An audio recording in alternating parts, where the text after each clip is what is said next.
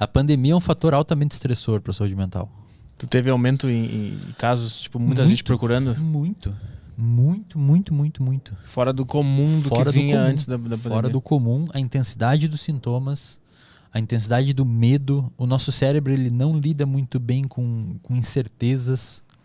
Se eu colocar você num laboratório e colocar você numa situação incerta e medir o seu cortisol, que é o hormônio do estresse na sua saliva, vai estar alto. Você não lida bem com incerteza. O nosso cérebro gosta de padrão. A gente vai fazer o podcast segunda, quarta e sexta. Isso me deixa calmo. Ah, não, mas a gente vai fazer nessa semana tal dia e na semana que vem tal dia. Sabe? Até eu não saber que dia vai ser, eu fico meio assim, pô, e aí, como é que eu vou fazer? E a pandemia gerou uma incerteza bizarra, do ponto de vista financeiro. Adolescentes, a maioria dos transtornos mentais, eles aparecem no final da adolescência e início da idade adulta, porque é um período de extrema incerteza, né? Então a depressão é um transtorno multifatorial que tem influência genética e ambiental. Isso é muito importante. Ou seja, você pode ter, por exemplo, um exemplo mais claro.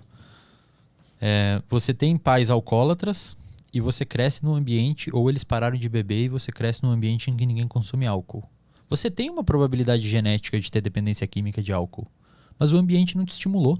Então, às vezes, aqueles genes ficam quietinhos ali e eles não se manifestam.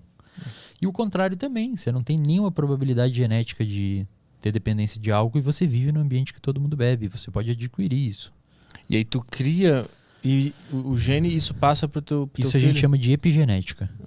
Que é quando você consegue modificar. É como se os genes fossem um livro. Imagina os genes sendo um livro. A epigenética é você botar post-it e anotações no livro. Então, à luz das suas experiências, você consegue passar para o seu filho isso.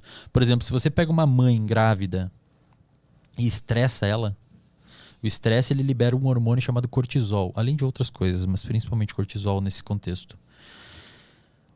A mãe vai passar epigeneticamente esse cortisol aumentado para o filho. O filho ou a filha, né, vai nascer e quando for adolescente, principalmente, que já tem um comportamento um pouco mais complexo do ponto de vista social, vai ser uma pessoa mais reativa. Vai ser uma pessoa mais estressada. E existe uma região específica no seu cérebro que tem a ver com reatividade e estresse. E principalmente medo. Que é uma região chamada de amígdala. O que vem na sua cabeça quando eu falo amígdala? Amidalite. Aqui, né? Aqui chama as tonsilas palatinas. Como é que é? Tonsilas palatinas. Parece nome de pastor. O tonsilas palatinas. Então, assim, aqui chama tonsilas palatinas e a única amígdala que a gente tem é a amígdala do cérebro, que é uma em cada lado. Né? É tipo uma uva, tamanho de uma uva que você tem bem no meio, na meiuca lá do seu cérebro. Essa região, cara, ela é sensacional de ser estudada, porque quando você está com medo de alguma coisa, essa região ela aumenta a atividade. Então, se eu colocar você numa situação estressante, se eu colocar você numa situação que cause medo, a amígdala vai aumentar a atividade. A amígdala, logo embaixo dela, ela tem conexão com uma região, talvez você já tenha ouvido falar, chamada hipotálamo. E a amígdala é a região que interpreta, ou melhor, recebe as emoções, interpreta as emoções no meio, interpreta os estímulos do meio e te gera uma sensação emocional de medo. O hipotálamo executa no seu corpo. Então, se você está com medo de alguma coisa, sei lá, você está numa rua, está com medo de ser assaltado, está com medo de alguma coisa nesse sentido, a sua amígdala está disparando. Ela já avisa o hipotálamo falando, cara, libera os negócios aí e faz esse cara ficar preparado para lutar. Pra ocorrer. Exatamente. Então, por isso o cara se mija, pra ficar mais leve. Também. Reflexo de luta ou fuga, que é uma coisa que acho que todo mundo já ouviu falar em alguma instância. O reflexo de luta ou fuga é uma situação que ocorre frente a um estímulo que você precisa resolver o problema. Então você está na savana, imagina os caçadores-coletores, os nossos ancestrais lá. Você está na savana mexicana, na savana africana, mexicana. Os caras com chapeuzinhos. Uma zebrinha com uns chucalinhos assim. Você tá na savana... O leão comendo um taco.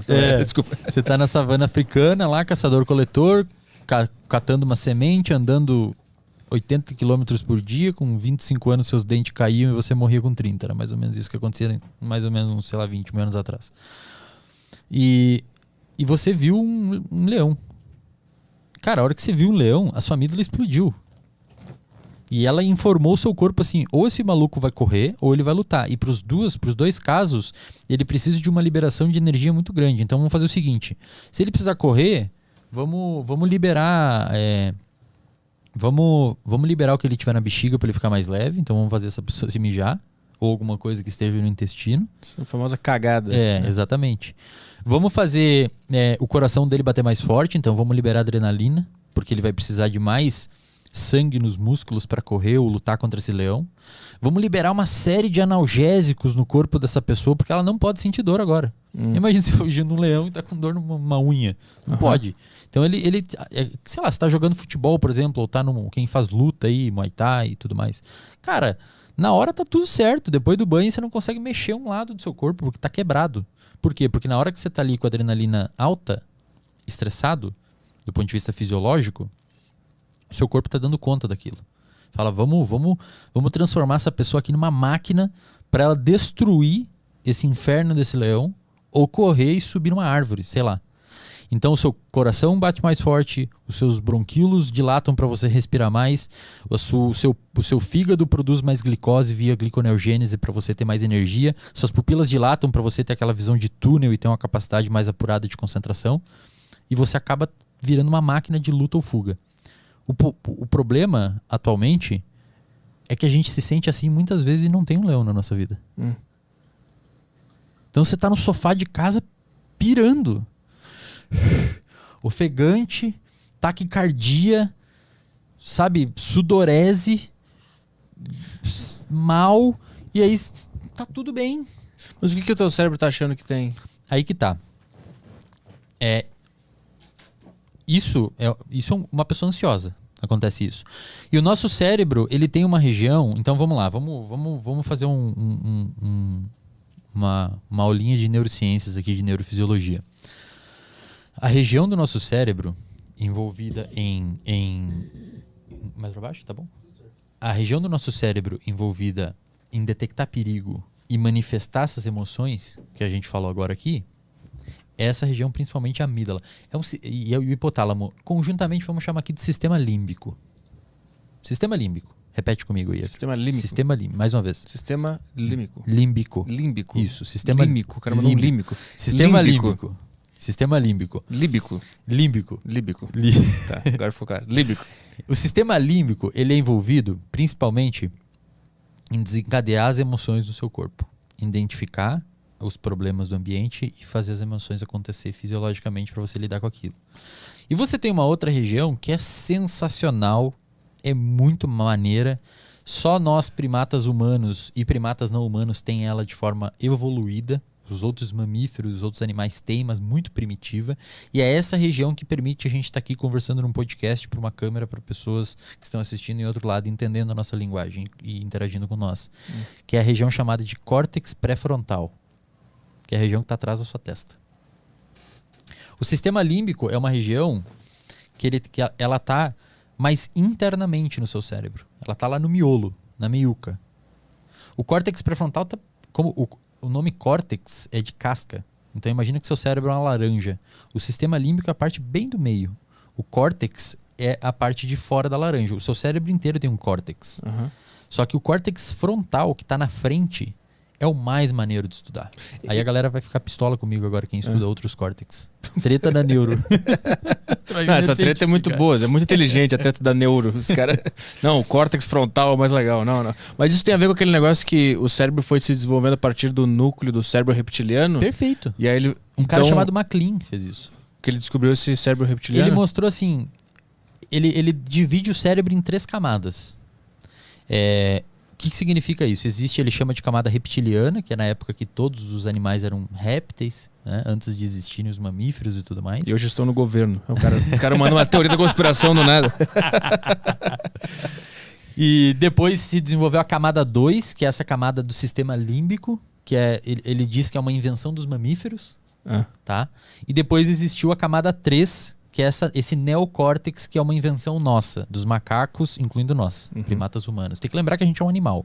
Esse sistema de amígdala e hipotálamo, que a gente fica com medo quando gera um estresse e alguém bate o carro em nós, é o mesmo de um papagaio. É a mesma coisa. Essa parte do nosso cérebro é igual a todos os outros animais. Muito semelhante, tá? Eles respondem da mesma forma que nós. Meio que agora eu consigo entender por que o ser humano é tão louco. Porque imagina se tu coloca esse sistema todo num papagaio. Cara. O cara vai começar a bater na jaula. Só que aí tá, é uma via de 2 gumes, é uma faca de 2 legumes. Uma faca de 2 gumes. O que pode acontecer? Ele pode te levar... A nossa camada de...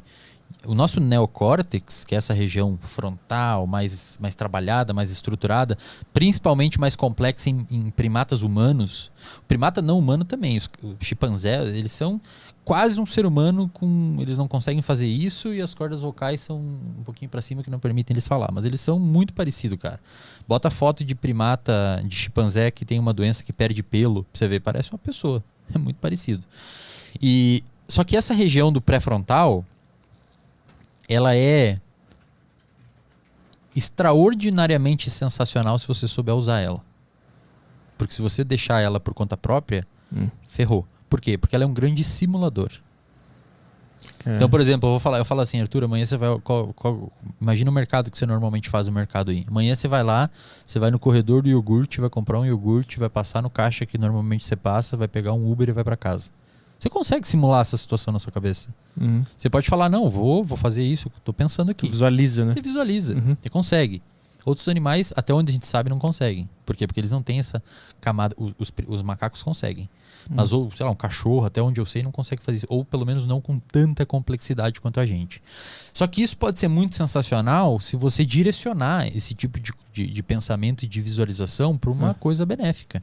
Você pode fazer o oposto. Pensar que você vai ao mercado e você tem que ir, vai ser assaltado, alguém vai te assaltar e vai acontecer um problema, as pessoas vão rir da sua cara, você vai encontrar uma pessoa que vai falar mal de você, e aí você começa a estar no sofá de casa, pirando a cabeça, ativando o córtex, o sistema límbico, a amígdala e o hipotálamo, e fazendo você ter toda aquela descarga de adrenalina e parece que tem um leão, mas não tem. Você criou o leão na sua cabeça. O seu córtex pré-frontal criou ele por meio dessa capacidade de racionalizar. Mas tem a ver com o cérebro reptiliano, porque eu sempre tive uma noção, pelas pessoas que eu já conversei sobre isso, que o grande conflito é nessa parte mais externa do cérebro, que é a mais evoluída, a mais moderna, que não consegue dialogar direito com o cérebro reptiliano, ou consegue, mas entende errado o que está acontecendo e interpreta de uma maneira que não é útil na vida aqui no mundo exterior. É mais ou menos isso. É isso, né? É mais ou menos isso. Imagina assim.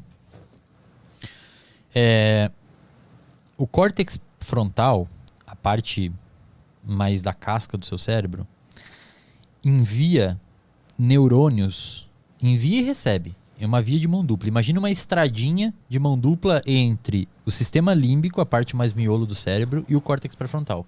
É uma via de mão dupla ali.